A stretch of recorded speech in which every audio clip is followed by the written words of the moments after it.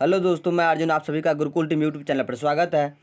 हम लोग 1000 प्रश्नों का सीरीज जो चलाए हैं 10th क्लास के साइंस का, उसी सीरीज को हम लोग आज आगे बढ़ाते हुए चलते हैं सीधे प्रश्न की ओर, जो 10th क्लास के लिए बहुत ही उपयोगी प्रश्न है और यह प्रश्न पूछने की ढेर सारी संभावनाएँ हैं। चलिए चलते हम सीधे प्रश्न की ओर। कह रहे हैं कि लेंस में फोकसों की संख्या कितनी होती है, लेंस में मुख्य फोकसों की संख्या कितनी होती है। इस प्रश्न का सही जवाब होगा 2। अगला प्रश्न कर रहे हैं कि समतल दर्पण द्वारा बना प्रतिबिंब कैसा होता है। तो समतल दर्पण द्वारा बना प्रतिबिंब आभासी और सीधा होता है। आँख व्यवहार करता है। तीसरा नंबर क्वेश्चन कर रहा है आँख व्यवहार करता है, तो आपको पता है आँख उत्तल लेंस की तरह व्यवहार करता है। चलिए अगला प्रश्न कर रहे हैं कि स्पेक्ट्रम को प्राप्त करने के लिए किसका उपयोग करते हैं। तो आपको पता है स्पेक्ट्रम का उपयोग करने के लिए हम लोग प्रिज्म का उपयोग करते हैं। अगला प्रश्न कह रहे हैं कि रेटिना पर किसी वस्तु का उल्टा तथा वास्तविक प्रतिबिंब किसके द्वारा बनता है। तो उल्टा तथा वास्तविक प्रतिबिंब जो भी बनता है वो नेत्र लेंस के द्वारा बनता है। तो यहाँ लिखा आम नेत्र लेंस लिखा है। चलिए चलते अगले प्रश्न की ओर। अगला प्रश्न कह रहे हैं कि एक विद्युत बल्ब का रेटिंग पर 220 वोल्ट और 100 वाट का फिलामेंट का प्रतिरोध कितना होगा। तो आपको आर कह रहा है निकालने के लिए, आपको कह रहा है आर निकालने के लिए। तो सबसे पहले आप देख लीजिए आर बराबर क्या होता है। पहले तो इतना बात समझ लीजिए कि पी बराबर होता है वी आई। पहला कंडीशन पी बराबर वी आई, और आपको पता है कि आई बराबर हम लिख सकते हैं, आई बराबर हम लिख सकते हैं वी बाय आर, क्योंकि वी बराबर आई आर। जब इसको त्रिज्या गुना करेंगे तो वी बराबर आई आर, तो यहाँ आई बराबर हम लिख सकते हैं वी बाय आर। तो जहाँ आई है वहाँ हम वी बाय आर कर देंगे, तो पी बराबर क्या हो जाएगा, पी बराबर हो जाएगा वी स्क्वायर बट्टा आर। अब इसमें हम मान पुट कर देंगे। यहाँ ये आपको जो दिया गया यह पी है, ये आपको वी है, तो आपको यहाँ रख देना है, क्योंकि आपको पता है शक्ति का मात्रा क्या होता है, वाट होता है। तो चलिए हम इसको थोड़ा स्लाइड को हम थोड़ा साफ करके फिर लिखते हैं। चलिए आपने फॉर्मूला अभी देखा था P बराबर वी स्क्वायर बटा आर, तो हमको आर का मान निकालना है, तो इसलिए आर बराबर क्या हो जाएगा वी स्क्वायर बटा पी। अब देखिए यहाँ वी स्क्वायर का वी का मान कितना है 220 गुना 220, और नीचे देखिए पी का मान दिया गया कितना आपको 100। तो ये जीरो से ये जीरो कैंसिल, ये जीरो से ये जीरो कैंसिल, तो 22 और 22 को गुना करेंगे तो कितना आएगा 484। तो इस प्रश्न का सही जवाब क्या हो जाएगा 484। इस प्रश्न का सही जवाब क्या हुआ 484। चलिए चलते हम अगले प्रश्न की ओर। देखिए आपके एग्जाम में न्यूमेरिकल पूछने की ढेर सारी संभावनाएं हैं, खास तौर पे ऑब्जेक्टिव में भी छोटे छोटे न्यूमेरिकल पूछे जाएंगे, इस बात को आप लोग भी ध्यान रखिएगा। चलिए चलते अगला प्रश्न की ओर। अगला प्रश्न है कह रहे हैं कि विभवांतर को मापने वाला यंत्र क्या कहलाता है। तो विभवांतर को मापने वाला यंत्र क्या कहलाता है, आपको पता है विभवांतर को मापने वाला यंत्र को वोल्टमीटर कहा जाता है। कह रहा है एमीटर को परिपथ में किस क्रम में जोड़ा जाता है। तो एमीटर को परिपथ में श्रेणी क्रम में जोड़ा जाता है, एमीटर को परिपथ में श्रेणी क्रम में जोड़ा जाता है। चलिए अगला प्रश्न है विद्युत मोटर परिवर्तित करता है। विद्युत मोटर किस ऊर्जा को किस ऊर्जा में परिवर्तित करता है। तो आपको पता है विद्युत मोटर विद्युत ऊर्जा को यांत्रिक ऊर्जा में बदलते हैं, विद्युत ऊर्जा को यांत्रिक ऊर्जा में, देखिए विद्युत ऊर्जा को यांत्रिक ऊर्जा में। चलिए चलते अगले प्रश्न की ओर। अगला प्रश्न कह रहा है कि विद्युत फ्यूज बचाता है, विद्युत फ्यूज बचाता है। तो देखिए विद्युत फ्यूज बचाता है लघु पथन में बहने वाली उच्च धारा के खतरे से। कभी कभी क्या होता है आपके घर में बहुत ज़्यादा वोल्टेज जब आ जाती है तो क्या होता है वो फ्यूज उड़ जाता है। तो फ्यूज यदि न लगा होता तो आपके जो भी डिवाइस लगे होते वो सारा क्या हो जाते हैं, खराब हो जाते हैं। तो डिवाइस को खराब होने से बचाने का कार्य करता है। चलिए चलते हम अगले प्रश्न की ओर। अगला प्रश्न कह रहा है कि विद्युत धारा उत्पन्न करने की युक्ति को क्या कहते हैं। विद्युत धारा उत्पन्न करने की युक्ति को हम क्या कहते हैं। तो आपको पता है विद्युत धारा उत्पन्न करने की युक्ति को हम जनरेटर कहते हैं, जिसको जनित्र कहते हैं। ऊर्जा के सभी स्रोतों में अंततः स्रोत किसे माना जाता है। तो ऊर्जा के जितना भी स्रोत है उसका अंततः स्रोत सूर्य को ही माना जाता है। चलिए चलते अगले प्रश्न की ओर। अगला प्रश्न कह रहे हैं कि पवन चक्की के उपयोगी ऊर्जा देखिए पवन चक्की में उपयोगी ऊर्जा प्राप्त करने के लिए पवन का न्यूनतम वेग कितना होना चाहिए, पवन का न्यूनतम वेग कितना होना चाहिए। इस प्रश्न का सही जवाब होगा 15 किलोमीटर। और यह प्रश्न बहुत ही वीवीआई है, कभी कभी आप लोग से तो नहीं पूछा जाएगा, लेकिन शायद पूछ देंगे पवन चक्की का देश किसे कहा जाता है, तो डेनमार्क को कहा जाता है पवन चक्कियों का देश। चलिए चलते अगले प्रश्न की ओर। अगला प्रश्न है कैल्शियम कार्बोनेट को जब हम अभिक्रिया करवाए तो यह टूट गया CaO प्लस CO2 में, तो यह कौन सी अभिक्रिया है। तो यहाँ देखिए सबसे पहले आप देखिए यहाँ टूटा है ना, सबसे पहले देखिए यहाँ टूटा है ना, तो टूटना को हम क्या कहते हैं, अपघटन होना।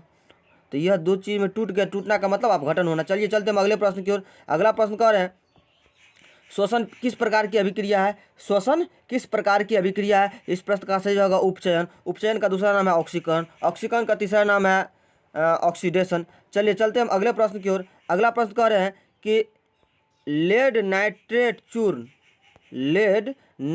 चूर्ण को एक परखनली में लेकर गर्म करने पर वह भूरे रंग का धुआं उत्सर्जित करता है। देखिए कह रहे हैं कि लेड नाइट्रेट की को एक परखनली में लेकर गर्म करने पर भूरे रंग का धुआं उत्सर्जित करता है। तो यह धुआं है, इस प्रश्न का सही जवाब होगा नाइट्रस ऑक्साइड, सॉरी NO2। चलिए चलते हम अगले प्रश्न की ओर। अगला प्रश्न कह रहे हैं कि निम्नलिखित में से कौन सा लवण है, निम्नलिखित में से कौन सा लवण है। तो इसमें होगा K2SO4। अगला प्रश्न है कि ठोस जल को मृदु बनाने के लिए सोडियम के किस यौगिक का उपयोग किया जाता है। तो ठोस जल को मृदु बनाने के लिए सोडियम के किस लवण का उपयोग किया जाता है। तो इस प्रश्न का सही जवाब होगा सोडियम के क्लोरेट का। चलिए, और कभी कभी आपको मिलेगा सोडियम के बाइकार्बोनेट का, तो वो भी ध्यान रखिएगा। सोडियम के क्लोरेट और सोडियम के क्लोरेट तथा मैग्नीशियम के क्लोरेट और क्लोरेट नहीं chloride, sodium chloride, magnesium chloride, और कभी कभी आपको मिल सकता है ये भी कि सोडियम बाइकार्बोनेट और मैग्नीशियम बाइकार्बोनेट। ध्यान रखिएगा इस बात को। लोहे का परमाणु संख्या ये तो आपको याद ही होगा, लोहे का परमाणु संख्या 26 होता है।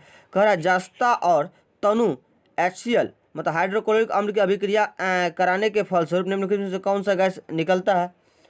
तो इस प्रश्न का सही जवाब होगा हाइड्रोजन गैस निकलता है। चलिए चलते हम अगले प्रश्न की ओर। अगला प्रश्न कह रहा है निम्नलिखित में से कौन अधिक अभिक्रियाशील है, निम्नलिखित में से कौन अधिक अभिक्रियाशील है।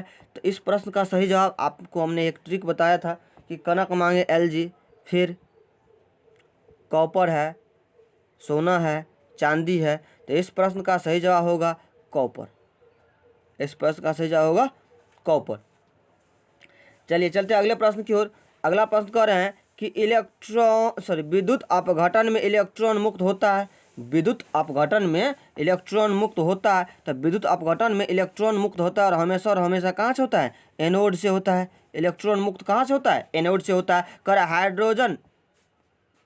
हाइड्रोकार्बन कौन है, निम्नलिखित में से कौन सा हाइड्रोकार्बन है। तो हाइड्रोकार्बन का मतलब क्या, जिसमें हाइड्रोजन भी है और कार्बन भी है। देखिए कौन सा है, ऑप्शन नंबर बी। कह रहा है निम्नलिखित यह कौन सा COOH यह क्रियाशील मूलक किसका है, COOH यह क्रियाशील मूलक किसका है। इस प्रश्न का सही जवाब होगा अम्ल का। ठीक है, इस प्रश्न का सही जवाब होगा अर्थात कार्बोक्सिलिक अम्ल का। चलिए चलते हैं अगले प्रश्न की ओर। अगला प्रश्न कह रहे हैं कि आवर्त सारणी में किस वर्ग में ऊपर से नीचे जाने पर आवर्त सारणी में किस वर्ग में ऊपर से नीचे आने पर तत्व की आधात्विक गुण। अच्छा, किस नहीं, यहाँ किसी होगा, यहाँ किसी होगा, ध्यान रखिएगा बात को। अगर आवर्त सारणी में किसी वर्ग में ऊपर से नीचे जाने पर क्या होगा, धात्विक गुण में क्या होगा। इस प्रश्न का सही जवाब होगा बढ़ता है। ऊपर से नीचे जाने पर क्या होगा, धात्विक गुण बढ़ता है। आवर्त सारणी के प्रथम वर्ग के सदस्य क्या कहलाते हैं। तो आवर्त सारणी के प्रथम वर्ग के जो तत्व है वो क्षारीय धातु कहलाते हैं, एल्कली मेटल कहलाते हैं। चलिए चलते हैं अगले प्रश्न की ओर। कृत्रिम वृक्क किन अवशिष्ट उत्पादों को रुधिर से अवोहन द्वारा पृथक करता है?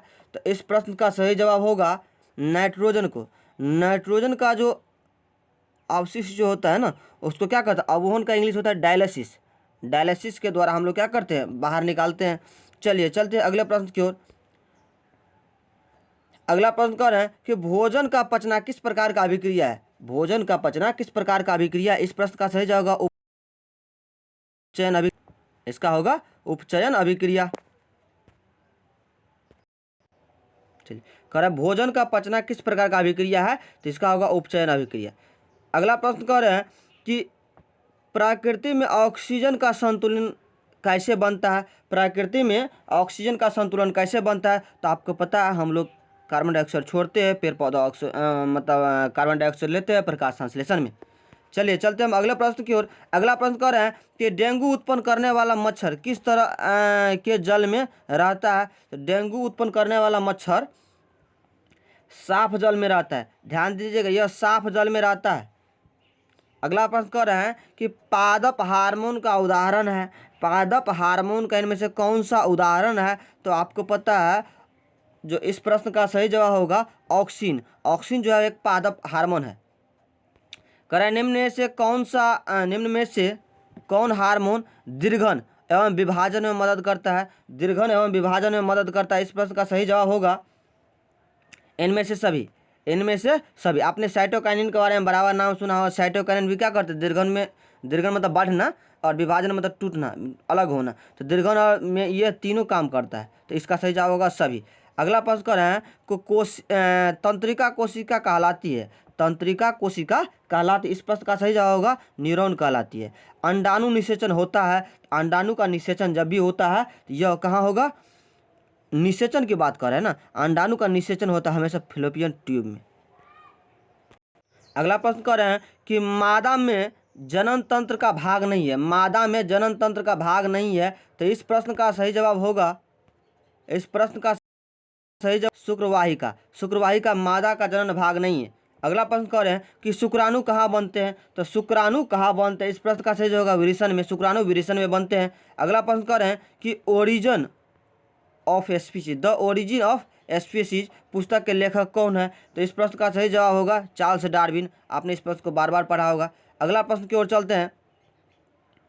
अगला प्रश्न कह रहे हैं कि ओजोन परत पाई जाती है। तो ओजोन परत पाई जाती है, तो ओजोन परत आपको याद होगा कि समताप मंडल में पाए जाते हैं। कहाँ पाए जाते हैं? समताप मंडल में पाए जाते हैं। लेकिन यहाँ समताप मंडल ऑप्शन में है ही नहीं, उसका इंग्लिश नाम है, तो उसका इंग्लिश नाम होता है एस्ट्रोस्फीयर।